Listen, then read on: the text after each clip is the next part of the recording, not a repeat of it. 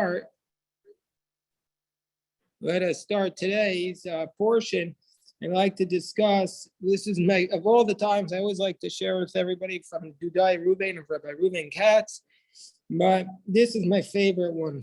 This is my favorite vort that Rabbi Reuven Katz is on Parshas Vayigash. I always love this one the most.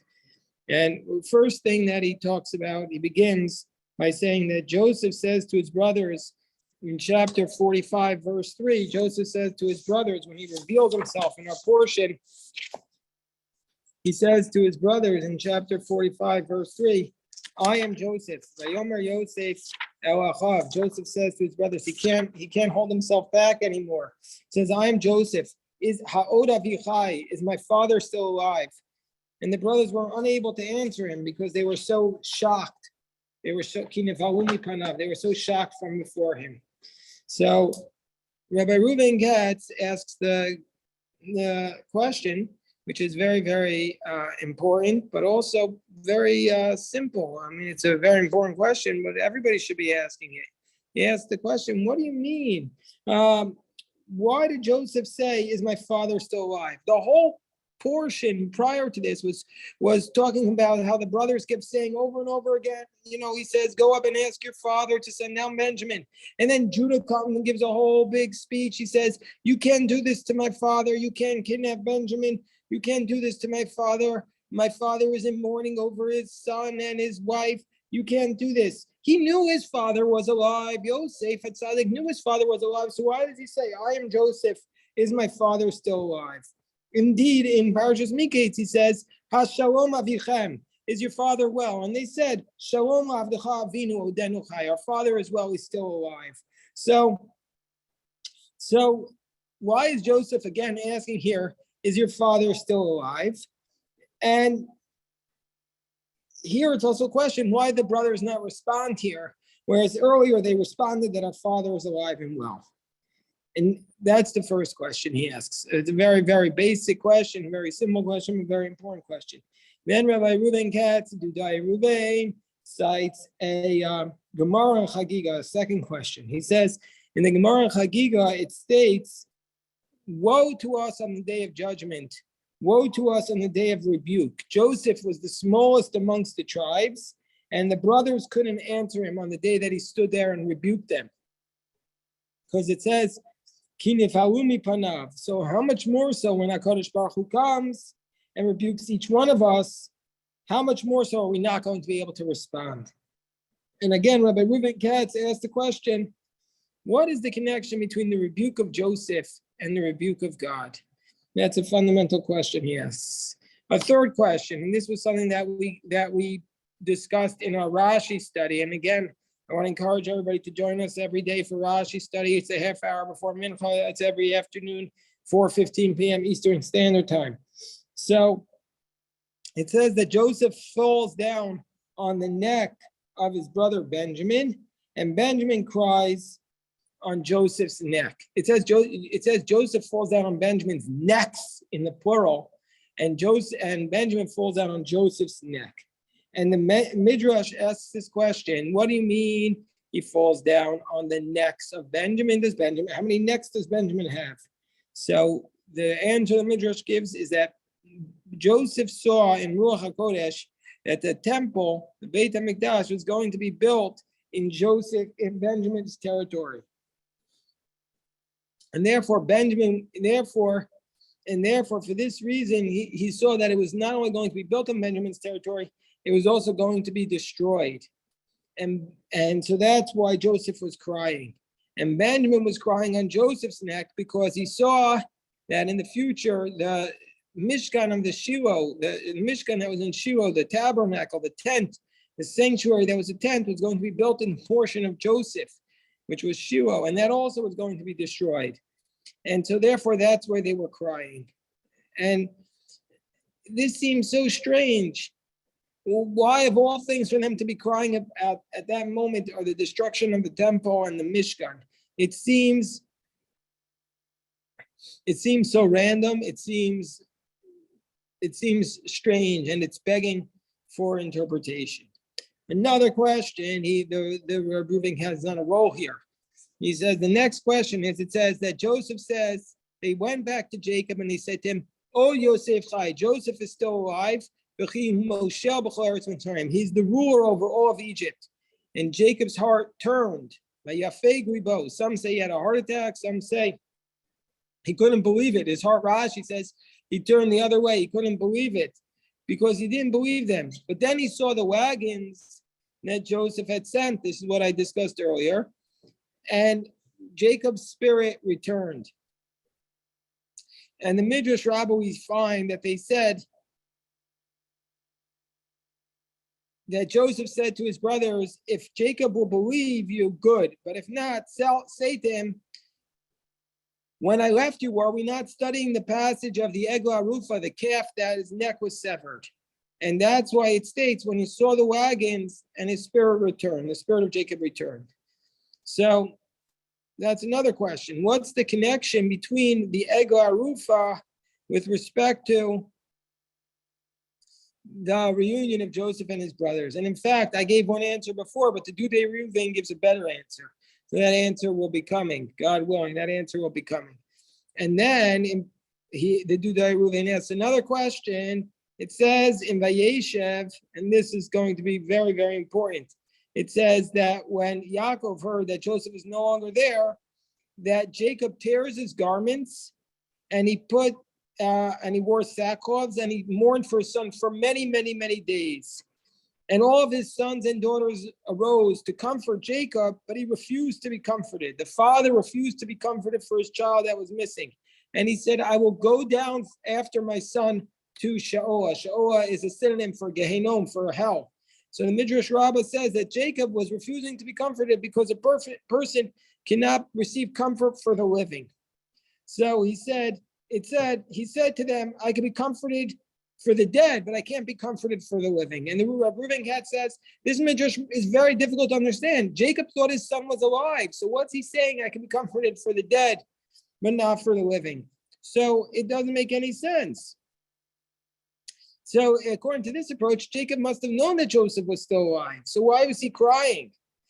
That's another question. Now he asks another question. God comes to Jacob in a vision, and God says to Jacob in the vision, "Don't be afraid to go down to Egypt.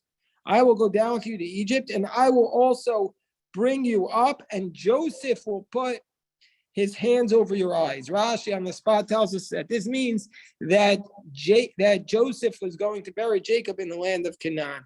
But the Midrash gives us a different answer. Midrash says that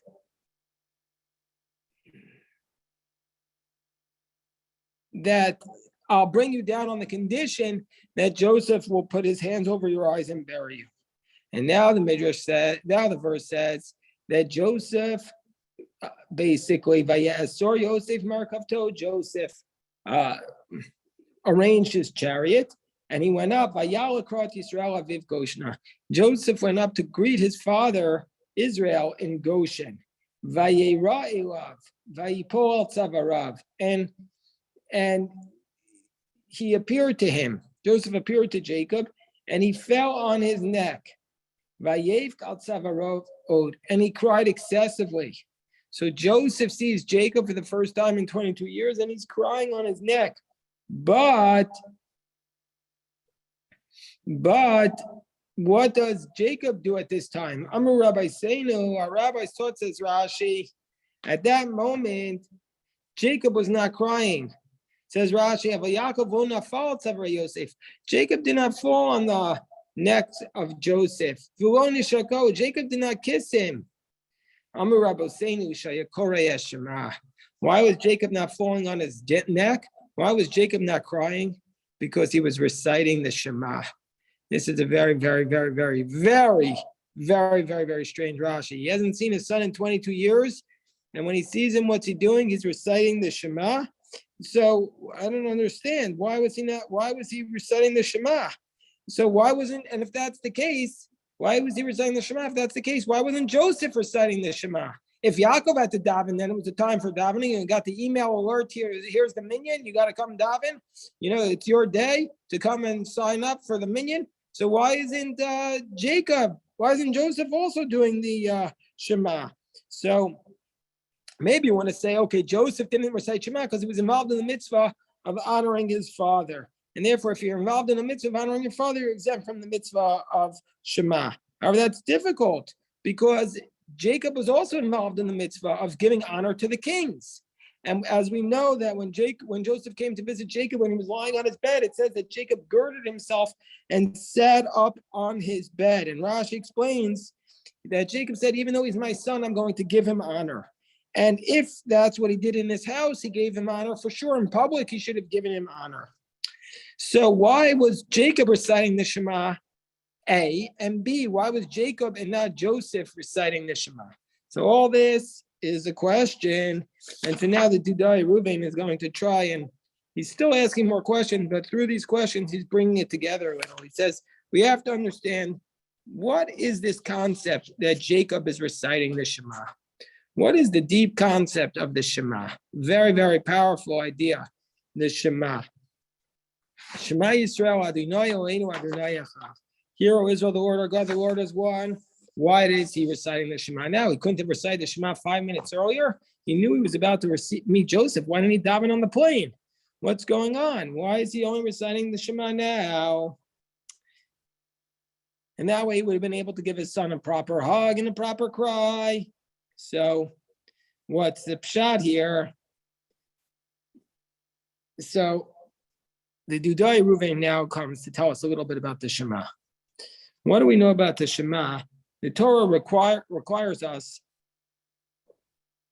the Shachbechav Kumecha.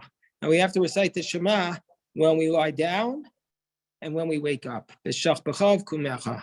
When we lie down and when we wake up, which is another way of saying we have to recite the Shema in the morning and in the evening. And in fact, the very first teaching in the entire oral law is when do we recite the Shema in the evening? The Shema is the central, it's the beginning of our discussion, it's the beginning of our Talmud, is the recitation of the Shema in the evening. The Torah requires us to recite the Shema in the morning and in the evening, b'shach b'chav kumecha, when we lie down and when we wake up. The main concept of the Shema is when we say Shema Yisrael Adonai Eloheinu Adonai Echad, hear, O Israel, the Lord our God, the Lord is one. You know, lots of times we have to say Echad, we have to elongate the Dalet, because the reason why we elongate the Dalet is at that moment we're accepting Kabbalas Ol Malchus Shemayim, we're accepting the yoke of heaven upon ourselves. We're supposed to think at that moment we're accepting God from all the directions upon ourselves.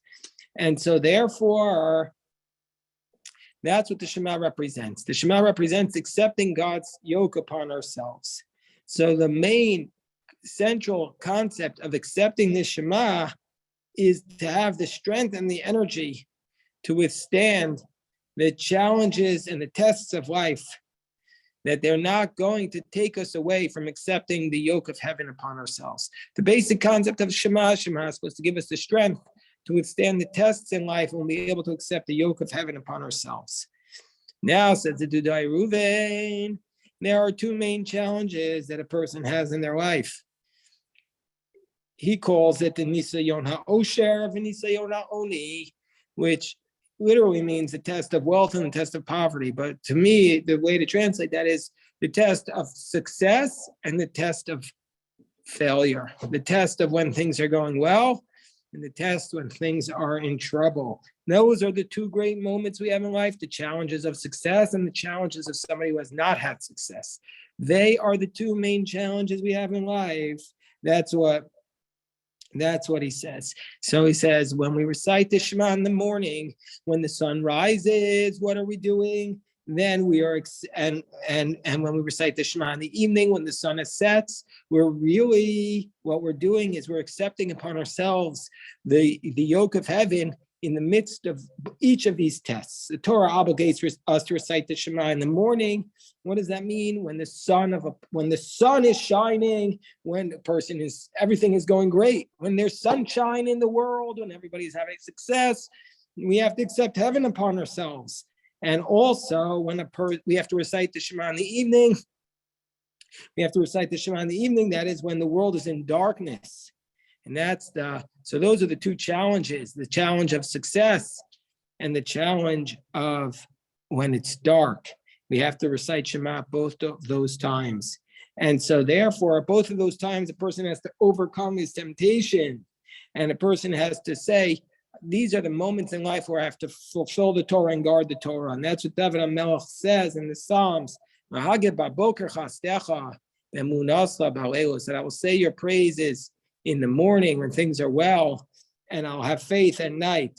Meaning to say, in times of success and in times of failure, a person needs to, in times of success, a person needs to know that my hand did not make this work. This is all from God. And in times of failure, a person should not give up hope, and a person should recognize, and even though the challenges are great now, my strength comes from my Creator, which is Hashem. So that's the true tzaddikim are the ones who are able to retain the same relationship with God, no matter if they're in their moments of success or in their moments of challenges. And everybody in life has moments of success and moments of challenges. And the true tzaddik is the one who's able to maintain the same relationship with God. So this is, and the Dudai Ruvain says that this concept, who is the one who best exemplifies this concept in the whole world? Who is the one who best in our tradition who exemplifies this concept of remaining with God in moments of success and in moments of challenges? He cites the Gemara from Megillah 28, which tells us that Rabbi Shimon ben Yochai, who himself knew what it was to have challenges in life and to have success, he says, wherever the tzaddik, the righteous one walks, the divine presence walks with him. And who is this a reference to? This is a reference to Joseph. Joseph is the one who exemplifies walking with God when things are well, and walking with God when things are when there is a great challenge. And so, meaning to say, the true tzaddik is the one who can have the relationship with God both in moments of success and in moments of challenge. That when it's success, he doesn't leave the path, and when it's a challenge, he doesn't give up hope in life. So Yosef is the one who has the greatest challenges. Meaning to say, Yosef, first of all, let's look at him when he was in his moments of challenges. He was sold to be a slave when he was just 17 years old. For 12 months, he served Potiphar. And then he withstood the challenge of Potiphar's wife. And then after that, even though he didn't do anything wrong, he went into the prison. And then 12 years he was in the prison. And with all this, he didn't break. As the pasuk says, Vayihi Hashem es Yosef. God was with Joseph. Through all this time when he was in the depths of the prison, he remained with Hashem. And so just like when Joseph was in the prison, he was with Hashem. Also, he knew how to be with God completely when he was in his moments of wealth.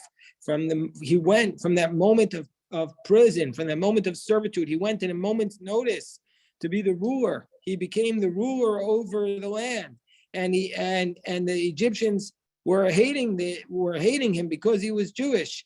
And nevertheless, it says that the Egyptians couldn't stomach the Jews; they couldn't eat with them. Nevertheless, Joseph recognized, he wasn't afraid to say, "These are my brothers." We know that the Egyptians refused to eat with the Jews. They said the Jews are dirty. They are taboo. They wouldn't touch anything that they ate from. But yet Joseph said, "These are my brothers. This is my father." He brought them down to Egypt. He took care of them. He was responsible for them. And it says that Rashi in the Midrash says that Joseph observed the dietary laws for them. He got their special food. It says in the Midrash, it says Joseph was in Mitzrayim. The Rashi tells us who Yosef. He is the same Joseph when he was the king. He was the same Joseph when he was a slave. He was able to be the same person both in his moments of greatness and in his moments of challenge, in his moments of weakness. How many of us know people that when they became big, they forgot who they were? They forgot who they were. They forgot their humble origins. And so Joseph is the paradigm of the person who's able to withstand the challenges of success and the challenges of not yet having success. So therefore, we could say, says the Dudai Ruvain in his beautiful phrase, therefore about Yosef, we can say that he read the Shema in the Shachris and in the Arvis. Joseph read the Shema both times in his life. He read the Shema in the morning and in the evening. He is Joseph. He remained the same person, both in his success and in his moments of darkness. He remained it. However, says the Dudai Ruvain, however, we couldn't say that about Jacob for much of his life. Jacob's life was not the charmed. He never had it easy like Joseph. What do we know about Jacob's life? All of his life was filled with bitterness and with darkness. And we could say that up until that moment when he reunites with Joseph, he had only read the Shema of the evening. That's why this is what the Dudai Reuben says so brilliantly. This is why our rabbis say Jacob was the one who instituted which prayer? Arvit, the evening prayer, Ma'ariv. Jacob was the one who's associated with the prayer of darkness because Jacob's life was filled with bitterness and pain. Jacob's whole life was a challenge. Jacob, when it comes to Paro, he says, my days have been few and harsh. Jacob did not have it easy. His son was sold, his wife died, his father-in-law gave him big-time problems. And it says in the portion, Jacob sat down, Vayeshev Yaakov Bikesh, Yaakov Leishev V'Shalva. Yaakov was looking for one moment of tranquility in life, but he wasn't able to get it. So meaning to say, Jacob was able to overcome these challenges and have a relationship with God, but his whole life was a relationship of Shema of the evening. But now what's beginning to change? Now at this moment, Jacob comes to Egypt. Now at this moment, Jacob comes to evening with the wagons for the first time, with the wagons of the kingship that Joseph has sent to him. At the first time, Joseph has sent him the wagons of the king. And now he says, I am Joseph, your son Joseph is the ruler over all of Egypt. And then it says Jacob lived, Vayichi Yaakov be'eretz Mitzrayim. Jacob, for the first time in his life, lived the life of success, lived the life of a person who has, the butlers, the maids, the mansions, the Teslas. For the first time in his life, Jacob lived the soft life as he's arriving in Egypt. This was the first time in his life, Jacob is being tested, now with the challenge of somebody who is in trouble, but with the challenge of success. This is the first time that Yaakov Avinu is being challenged. And so therefore, when Jacob meets Joseph for the first time in 22 years, and he sees that Joseph is the second in command to the king, Jacob felt that now he's coming to a new stage in his life, the stage of the challenge of success. And therefore, Jacob was reciting Shema at that moment because he says, this is the first time that I can accept God upon me.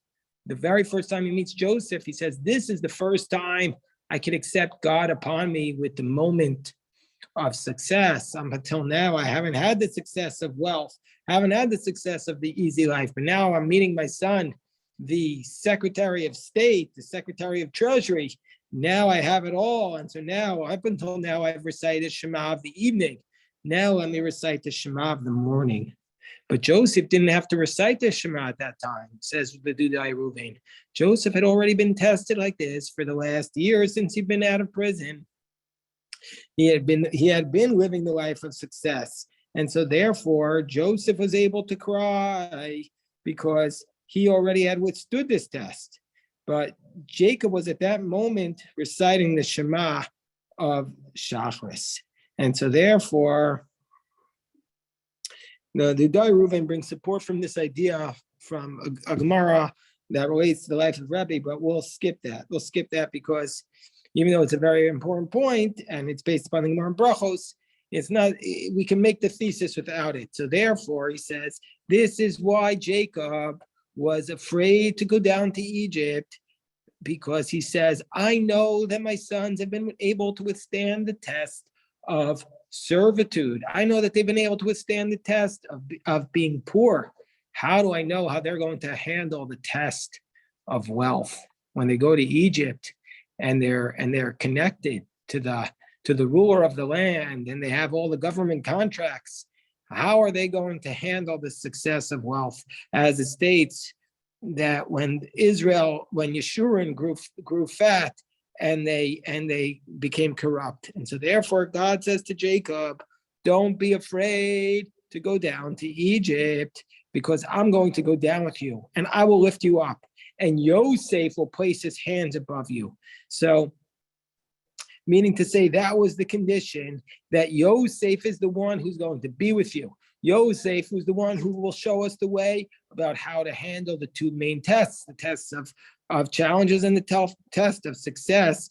Joseph will show us how to live in the diaspora. And this is why Joseph says, before he dies, it says, Joseph commands his brothers, take up my bones with you. What does this mean with you? Joseph says to his brothers, if you bring up my bones with you, if my bones will serve to you as the source in life to how to handle success, then you'll be able, if you always hold on to my bones and my mission, then even when you're in Egypt and you're having financial success, then I promise you God will remember you. And that's what he's saying. This is going to be the help. If you keep on to the path of Joseph, will be able to withstand the test of success. And this is why it also states, says the Dudai Reuven, coming back to the Midrash he cited at the very beginning. That's why it says Joseph refused to be comforted. He refused to accept comfort for the dead. He said, you can only be comforted for the dead and not for the living. Meaning to say, Jacob's sadness was not just, Jacob's pain was not just on the death of Joseph, but it was because he didn't think Joseph was dead, but he knew he was alive. This is what Jacob was saying. I know my son is alive, but he's afraid if he's alive, he's more worried about if he's alive than if he was dead, because he says, if he's alive, where is he? He's immersed in the culture of Egypt. How is my son going to be able to survive the culture of Egypt? You imagine the Chiddush of the Dudai Reuven says, Jacob knew his son was alive, and that's why he was so worried. He says, I'm so worried that he has become immersed. He's become an Egyptian. He's forgot about his Yiddishkeit. He's forgot about the fact that he comes from Abraham, Isaac, and Jacob. That's what Jacob was refusing to be comforted. He said, this is a 17-year-old boy. He's dropped off the boat into Egypt. Of course he's the most talented person. Of course he's going to become an immediate success, and everybody's going to love him. And in 2 minutes, he's going to forget him. He's going to throw his tefillin into the Hudson River. That's what he was worried about. That's why he was refusing to be comforted. And that's why he says, I'm going to go after my son. My son is going to Gehenna. That's what he says. I'll go after my son to the Gehenna. And that's what he is saying. He says, but now what happens? What comes back after these afflictions? He says, your son Joseph, the same Joseph, he's the one who's ruling over all of Egypt. And so he says, let me go and see him before he has died.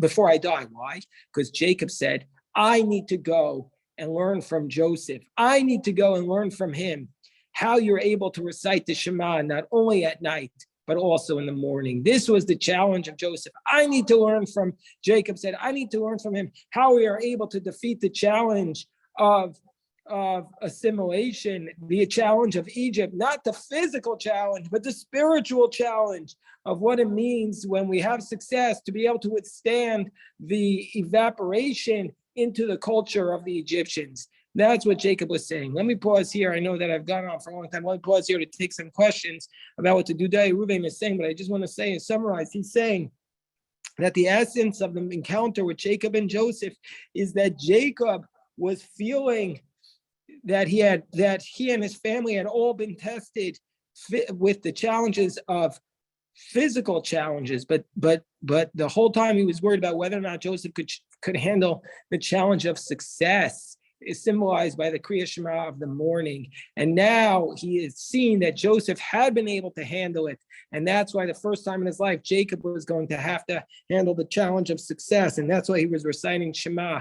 And in certain ways, the challenge of success is in certain ways much more complicated than the challenge of failure or the challenges in life of not having it all. So the challenges that when you have a physical challenge or a financial challenge, it's very hard, but the challenge is direct. It's direct. You know your task in front of you. But when the challenge is a challenge of success, it's much more, maybe it's not harder, but it's much more complicated. You don't see it straight, and it's much more complex. And that's both of them are great challenges. So let me just pause here in case anybody has any questions.